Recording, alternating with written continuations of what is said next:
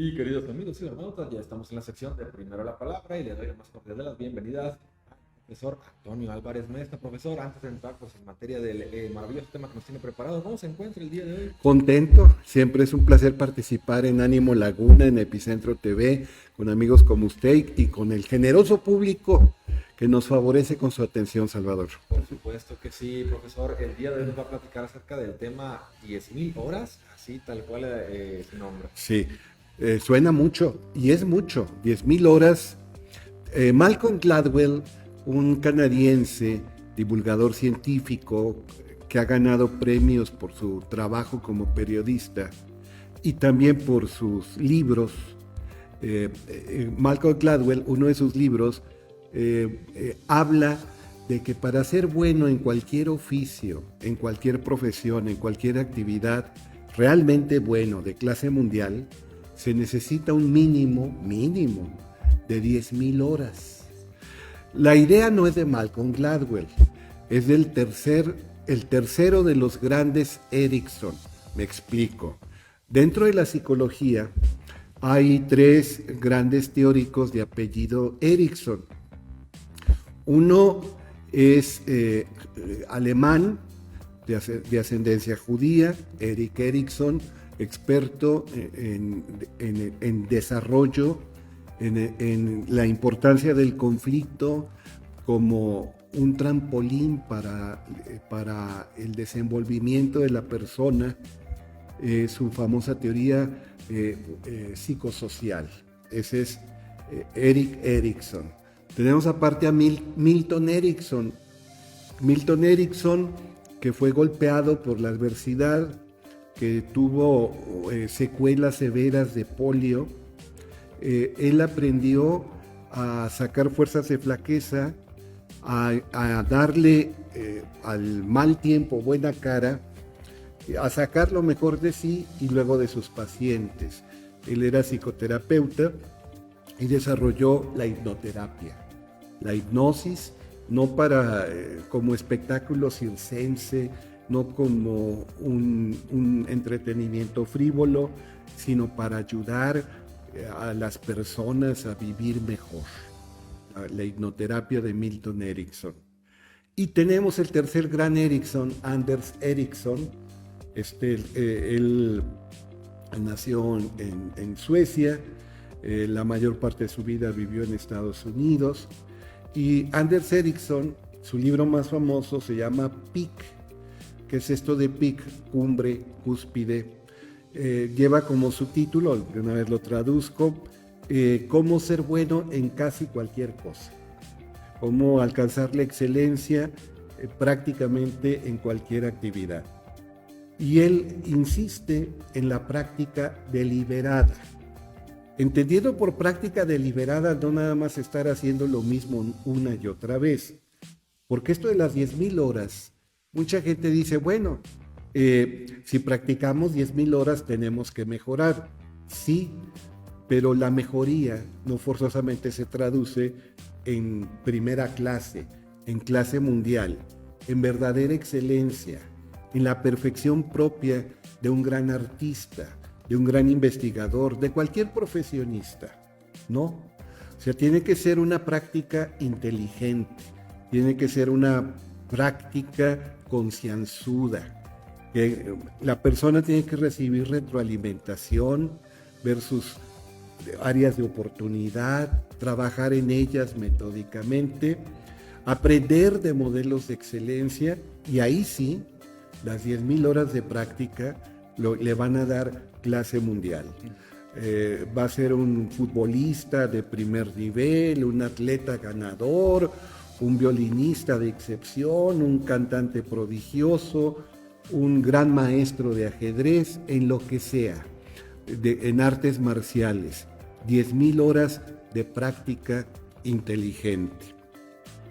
Hay un viejo adagio que dice que la práctica hace al maestro. Y sí, pero insisto, tiene que ser práctica consciente, tiene que ser práctica, como dice Anders Ericsson, práctica deliberada. con propósito, con método, con sistema. Y eso tiene que ver, por ejemplo, con los grandes de todos los tiempos.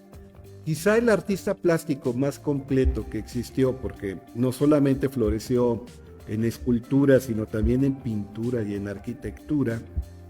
No tenía una faceta científica como la tuvo Leonardo, pero fue extraordinario como artista.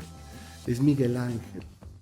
Y Miguel Ángel decía, si la gente supiera el tiempo que he dedicado a lograr la pericia en las artes, no se asombrarían de los logros.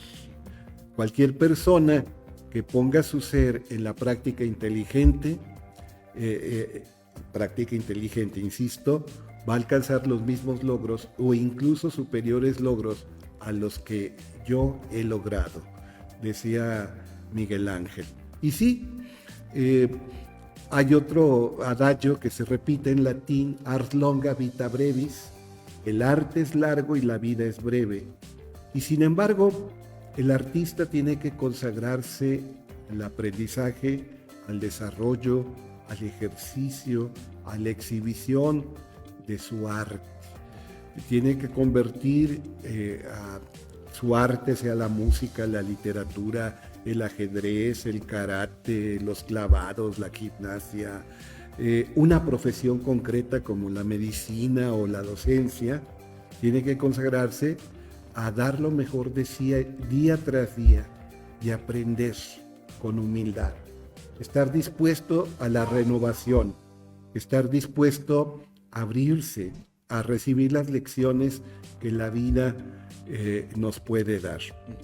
Entonces, muy cierto, se requiere tiempo, se requiere cantidad de horas, 10,000 horas, lo divulgó Malcolm Gladwell en Outliers, su libro más famoso, pero insisto, esto es un hallazgo del gran psicólogo Anders Ericsson, las famosas 10,000 horas de práctica deliberada. Hay un libro que se llama El arte de amar, que escribió Erich Fromm, y tiene dos grandes partes, la teoría del amor y la práctica del amor. Y decía, así como un médico que puede saber mucho de anatomía, de fisiología, de farmacología y de otras disciplinas, si nada más sabe a nivel conceptual, si nada más sabe a nivel teórico, no puede ser un buen médico. Requiere además la práctica. Eso es con la experiencia diaria, con la vivencia concreta, con la resolución de casos, con la exposición a problemas, con el contacto con los pacientes, solo se desarrolla. Lo mismo pasa con el amor. Y lo mismo pasa con cualquier otra cosa valiosa. Necesitamos la teoría, porque sin teoría seríamos ciegos y tontos, pero necesitamos también la práctica. Eso implica el compromiso diario, la aplicación efectiva, el contacto real con el objeto de nuestro arte. Y entonces, tenemos que ser artistas de la propia vida. Tenemos que construir jornadas venturosas. Tenemos que ser artistas de relaciones satisfactorias. Tenemos que lograr aprendizajes relevantes, significativos. Y tenemos que tener disciplina diaria. Hay muchos estudiosos que dicen, por ejemplo, que cuando una persona se retira, se jubila, se pensiona, deja de trabajar todos los días 8 horas diarias, viene el declive, la decadencia, viene la involución, y a menudo ocurre. ¿Y por qué ocurre? Porque deja de haber esfuerzo, porque quedan instalados en la zona de confort, porque no se comprometen ya con la vida, porque carecen de método, porque carecen de disciplina, porque carecen de objetivos valiosos. Si una persona de la tercera edad, ya retirada, estructura sus días, claro, con flexibilidad, claro, cuidando la frescura, claro, cuidando la oportunidad de conservar la mirada fresca y la apertura mental, esa estructura le va a ayudar. La estructura siempre es necesaria. Pues todos los días hay que cultivar la mente, todos los días hay que trabajar en nuestro cuerpo, todos los días hay que buscar el contacto con personas, todos los días hay que aprender, todos los días hay que acometerlos como no el último, sino el primero y el único, también el último día de nuestra vida. Y eso hace la diferencia. Entonces, ¿de qué hablé hoy? Hablé de que la vida también es un arte. Y ars longa vita brevis, el arte requiere paciencia, el arte requiere sistema, el arte requiere método, requiere estructura, en fin. Ya que dije método, meta, más allá, odos, camino, lo que nos permite avanzar en el camino. Y podríamos decir con Antonio Machado, en esa canción de Serrat, que divulgó los versos de Machado, caminante no hay camino, se hace camino al andar. Al andar se hace camino y al volver la vista atrás, se ve la senda que nunca se ha de volver a pisar. Caminante no hay camino, sino estelas en la mar. ¿Sí? El movimiento, el caminar, es indispensable para mantenernos vivos. Decía Facundo Cabral que el movimiento es el mejor momento del sentimiento. El sentido que se traduce en acción, en obras, en trabajo, en realidades concretas. Gibran Jalil Gibran, un poeta libanés excepcional y un gran filósofo también, literato de fuste, de gran valor estético, decía: el trabajo es el amor hecho presencia. Se trabaja por aquellos a quienes se ama y se ama a aquellos por quienes se trabaja. Entonces sí, si algo caracteriza a un artista es el trabajo disciplinado, metódico, concienzudo, poner el ser en lo que hace, y así se alcanza la difícil facilidad de los maestros. La facilidad de Paganini ante el violín, de Liszt o de Rachmaninoff o de Chopin ante el piano, de Michael Jordan en el básquetbol, de Tiger Woods en el golf, de Leo Messi, Pelé o Maradona, Cristiano Ronaldo en el fútbol, soccer, en fin, Bruce Lee en las artes marciales, Nadia Comaneci en la gimnasia, Greg Louganis en los clavados, en fin, todo, si ponemos el ser en lo que hacemos, se florece, y el arte da sus mejores frutos. Por supuesto, profesor, y parte de esto, antes de culminar, es parte de la perseverancia y de la disciplina al tener una meta enfrente de la cual se quiere lograr, y que en ocasiones sucede que no se llega porque precisamente se pierde pues esa perseverancia, hay factores que distraen, pero bueno, el enfocar en llegar a la meta y precisamente perseverar es lo que vale todo el esfuerzo del camino. Sí, y aunque no se llegue a la meta, mire, la meta es lo que está más allá, es la etimología, pero es como la estrella para el navegante, nos hace avanzar. Aspira a lo absoluto si en lo relativo quieres progresar. Eso lo decía Miguel de Unamuno.